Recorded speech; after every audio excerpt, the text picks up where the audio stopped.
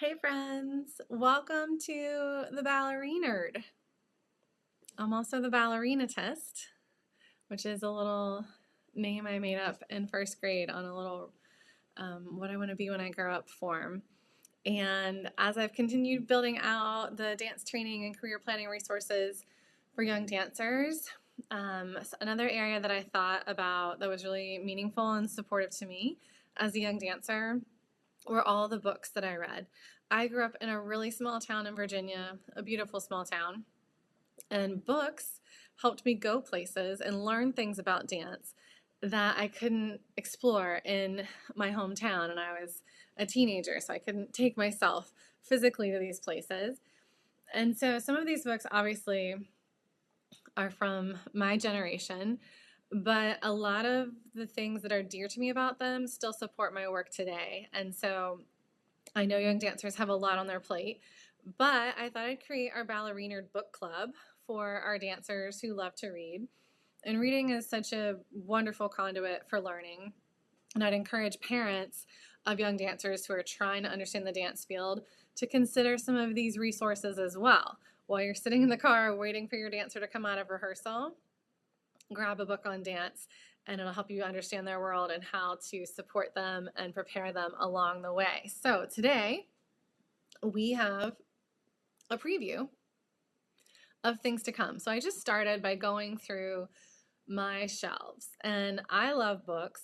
I have to watch myself when I go into a bookstore because I just want all the books. So the things that are on my shelf behind me are my absolute best of the best, most favorite things. They've made it to the hall of books, you could say. And I grew up in a family that we all love to read. Reading was also really encouraged and supported. So for Easter, instead of like a basket full of candy, we might have a couple pieces of candy and either a book or a gift card to Barnes and Noble. So as we got older, we usually just got a gift card so we could pick out our own book. We would go to Barnes and Noble right after church, pick out our book, spend the afternoon reading. And books are a wonderful way to develop your language. They also support your writing skills because you're being exposed to strong cadences and grammar application. Your vocabulary gets expanded because you're exposed to words that maybe aren't part of your everyday in that way. So regardless of whether you're a dancer or not, reading, I'm a big fan. And when you're a dancer, sometimes you have a lot of downtime waiting for your part. And so while you're stretching out, you could also be reading a book or listening to it in your AirPods or headphones. So I'm going to share a few of my personal favorites. And as I was going through my shelves, a few different categories emerged. That's what I'm calling the stacks. And so this is just a highlight today, but there'll be a link at the end where you can get on the list to join the Ballerinerd Club, which is basically a book club for dancers. And that'll have different categories of books. So maybe there's a particular area that you need some inspiration or insight or resources. So you can either just go to that category or you can just play around and do different things each time. So that's what we're looking at today. And I just want to make clear, I have this photo up here that you can be a nerd and be cool. All right, so the thing about books, like I said before, they'll take you places you didn't even know you wanted to go because you didn't even know they existed. And that's how I felt as a young dancer. I was dreaming of being a dancer, but I really didn't know what that meant. I was very fortunate to have a former Dance Theater of Harlem dancer as one of my teachers, and she was amazing. She also was superhuman. And I remember thinking, she's awesome, but I don't really think I'm as awesome as she is. So like, what does it mean for me to want to be a dancer? And I don't just whip out 7 pirouettes like I'm brushing my hair as she did. And, you know, some of that comes with more training, but she was just really amazing. And I thought, I don't know, like, does everybody have to be this amazing? Yes. But there's different paths in dance. But I didn't really know that. So I had her, who was, you know, just like this amazing thing. And I'm so fortunate that after she retired from her dance career, she came to Virginia Tech, where I grew up. You know, but some of my other dance teachers did not have that level of experience or training. And so I really wasn't clear on what the expectations were, what the roadmap was. So I became very well acquainted with the dance section at my local Barnes and Noble, which was very small. And sometimes it would be a few weeks before a book popped up that I hadn't encountered before. And I usually just bought it. Sometimes I'd flip through it, or I would look at the bibliography to maybe get some ideas on other books and things like that. And this was back in the day, y'all.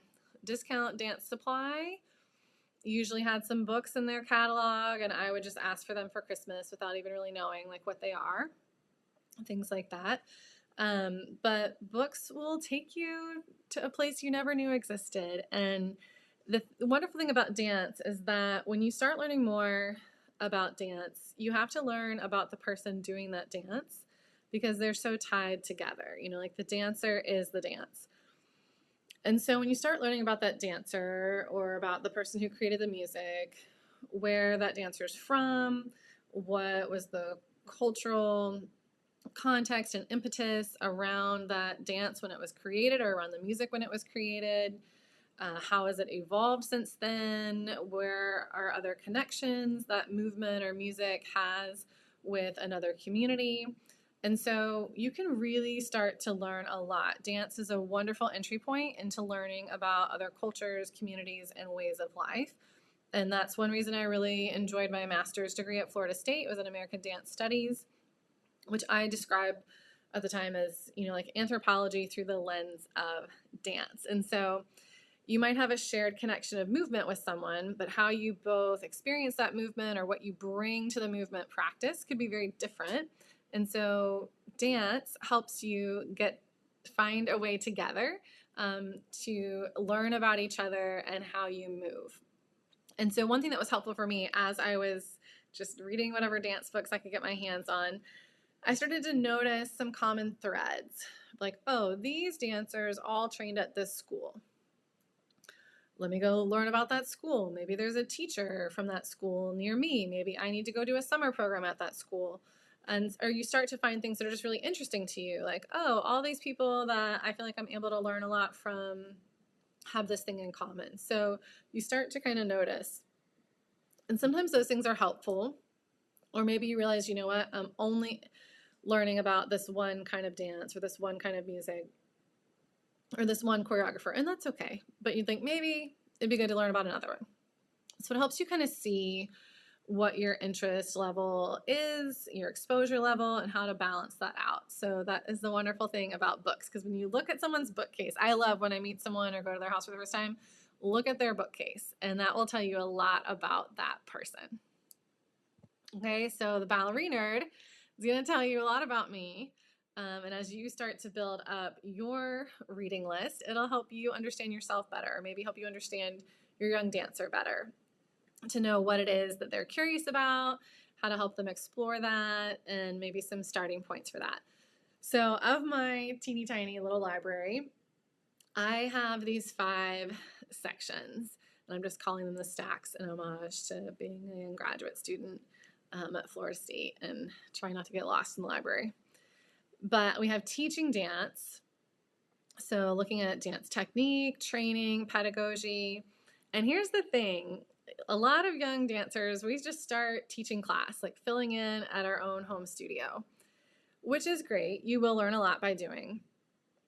But having a foundation for really being deliberate and clear about why you're doing what you're doing is really helpful and really important. So I was 18 and I kind of inherited some dancers from another studio that the owner had retired and passed away. And we kind of had our little ballet company. And I mean, I just didn't know what I was doing, but I knew I wanted to do a good job. So I found a book teaching classical ballet. And I actually got exposed to this through the teacher intensive program. I'm not sure exactly what they called it, at Central Pennsylvania Youth Ballet. I was still dancing at the time I took it, but I was injured and I just really needed to take time off. So I thought, okay, I'll just do the teacher week. And I'm so glad I did. I got to do it with the late, great Marcia Dale Weary. Darla Hoover was involved. Some other great faculty there from CPYB.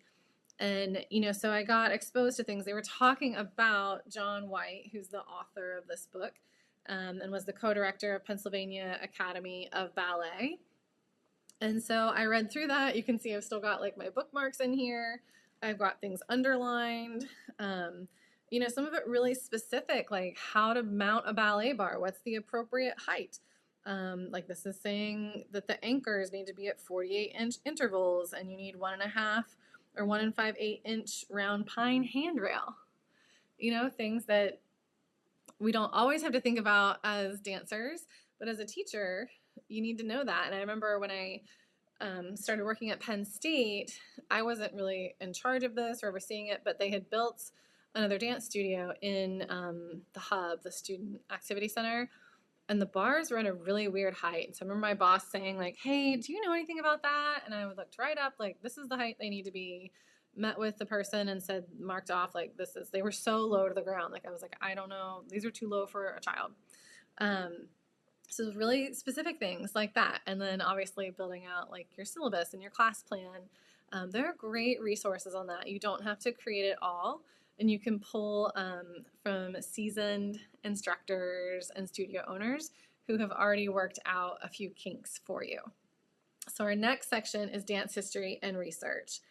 And so this is really fun because we kind of get to look into the past, connect with what's going on presently in the dance world and in our dance community, and then looking ahead to the future because we have new generations of dancers coming into the studio constantly, and they bring their own sort of flair and focus and style into that. And so all of those generations of dancers are amazing.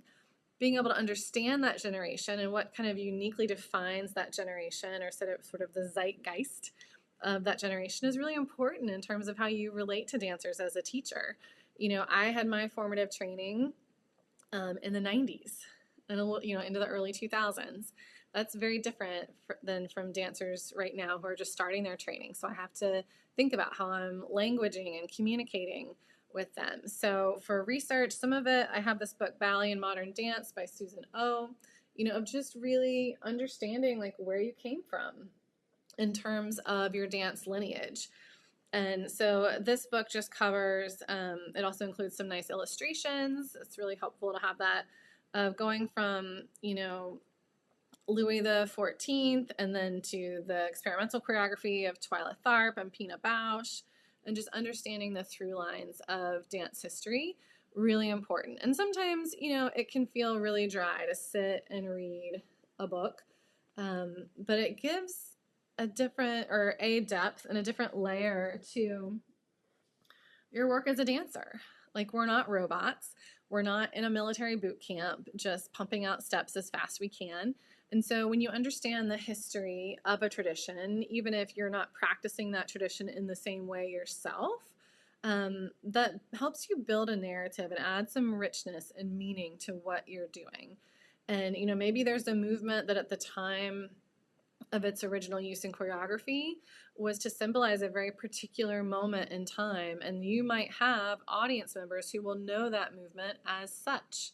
And if you are just haphazardly using it, it can be disjointed or jarring for folks. And that doesn't mean you can't use it, but you'll want to understand its origins and how to appropriately shape and apply that into the work that you are doing. And I love dance biographies. Again, I was a young dancer in a small, teeny tiny town with not a lot of exposure to professional artists. So I had my teacher from Dance Theater of Harlem, and then another dancer, I think she was Brazilian. Her husband was Cuban, and he was a touring musician. I don't remember the name of his band.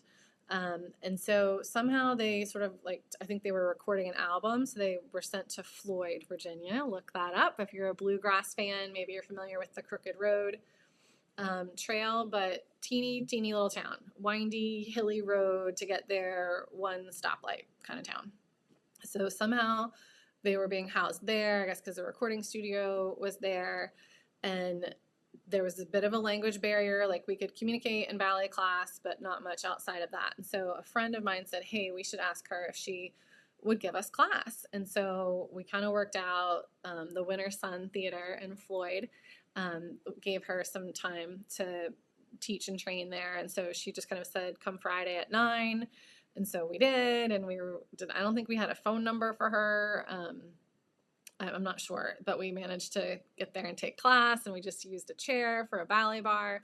Like, that's what my exposure level was. So having a biography of someone like Suzanne Farrell, really important, really helpful. This is holding on to the air. This might be one of the first biographies, or autobiographies I read. And, just hearing about, because her story is not just about her, it's about a very pivotal time in New York City Ballet's development, Balanchine as a choreographer and artist, and also getting to see, how sometimes your personal life is also so deeply embedded within your professional life, and that can be really complicated.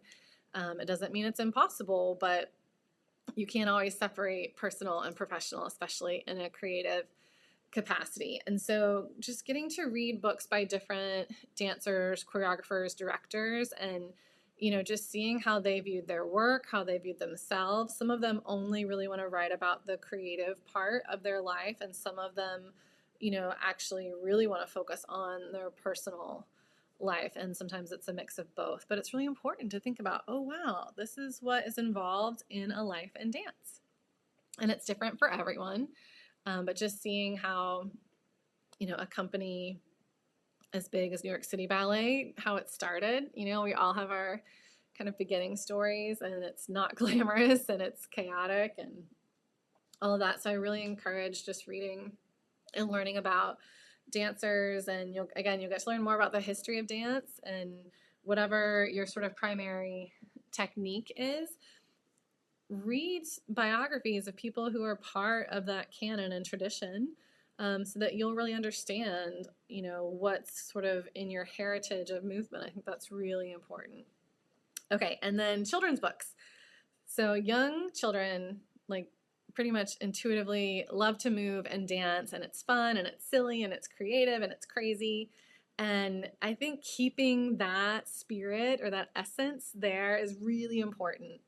And so for children who are interested in dance, and especially if they have any sort of natural facility, I think there's a tendency to immediately want to put them in a really rigorous dance program. I'm speaking for myself here. But we want them to still keep that play and fun and whimsy. And, sometimes you meet dancers and they have like flawless technique, but they have like zero ideas about anything. And perhaps it is because they have been overtrained into just, producing perfectly flawless technical movement, which is great, but then there's like nothing to it. And so one book I love for this is called What Do You Do with an Idea by Kobe Yamada. And it's not a dance book, but it mirrors the creative process, especially in such a way that I think dancers can identify with. And like little ones, they just are making up whatever moves they want. But when they can start to have some vocabulary and language for that in a very fun way, like they don't need to take a movement analysis class when they're 5. But that's what I love about this book. And I learned about it through a friend of mine who works with Inlet Dance Theater in Cleveland, Ohio. And they created a full-length evening work to this book. And it just was the idea of like, how do you nurture an idea? And it's messy, and sometimes there's conflict and there's failure, and then you start over again, and sometimes you want to abandon the idea, but then you just can't let it go. And so I just love that for when you need to kind of get back to the essence of creative process. Even as an adult, this book is really helpful. But for children, especially for young dancers or young artists in the making, like letting them capture or helping them capture the fun of that. I mean, that's what being an artist is all about, like really coming alive into the full color of your world and adding to that in a meaningful way. So there's going to be a section on dance books for kiddos, and some of them are, more conceptual like that. And then some of them are for young dancers of figuring out how to learn how to take corrections and keep track of feedback you're getting and things like that. And then finally, the last section is athletic performance. So I was first introduced to Pilates through Mari Windsor's work. Her book is called The Pilates Powerhouse.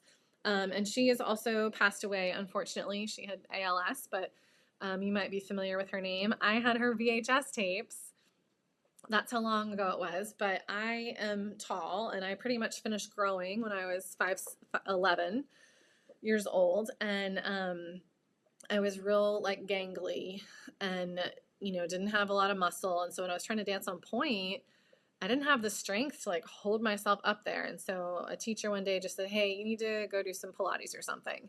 So off I went to Barnes and Noble, found this book. I don't know where I got the VHS tapes. They might have been at Kmart.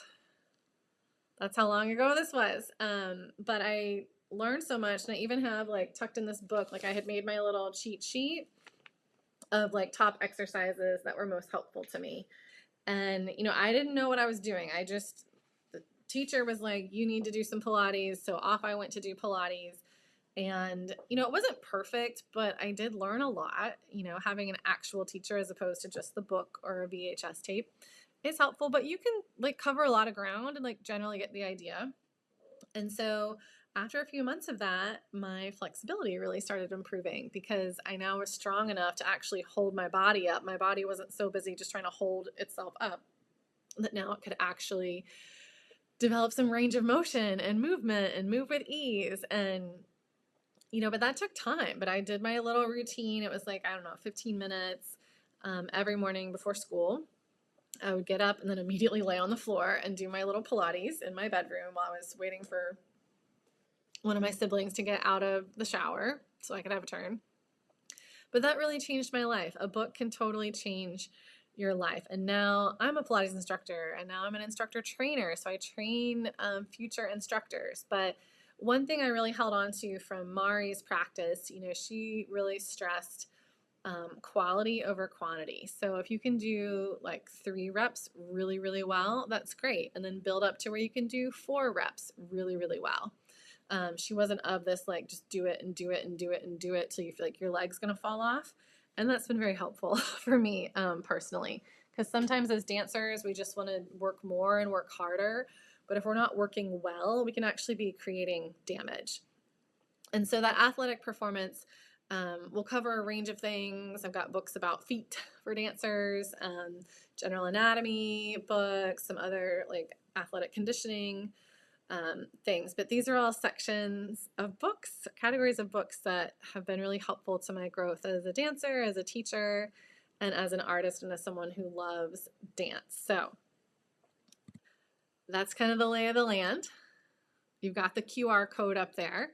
And I know, when do dancers really have time to read? Well, sometimes you're sitting around at a long rehearsal waiting for your turn. Or you might be a parent who spends a lot of time sitting in the parking lot waiting for your dancer to come out of the studio. So you've got places to read. And so what I'm doing, I'm still building out the catalog. It's not quite ready yet, but you can use the QR code to get on the list to be notified when it's ready to go. And there'll be some more preview videos here on YouTube to check out. But there'll be categories of books that you could, go through each category in order, or you can pick and choose and move around. But the book will be there. You can either like check out the video before you read the book to decide if you want to read the book. You can kind of read along, or you can watch the video after you read the book and kind of compare notes. The point is for you to be learning, and sometimes you need a starting point. We don't know what we don't know, but sometimes you know that you don't know enough. And so that is the beauty of developing your own dance library. And now we have Kindle, so you don't need to go out and buy all these books. And I would encourage you, sometimes, well, if it's a book that I learned something from, I will usually buy it and keep it if I feel like I'm going to use it. But I regularly just get books from my local library. And so I'd really encourage you, if you haven't been to your local library, this would be a great time to do that. So snap the QR code, get signed up so you'll be notified of when our little Ballerinerd Club launches. And feel free to drop a comment below if you have suggestions on books that have been meaningful to you or that you'd like to hear someone else's thoughts on. And I look forward to seeing you soon, friends.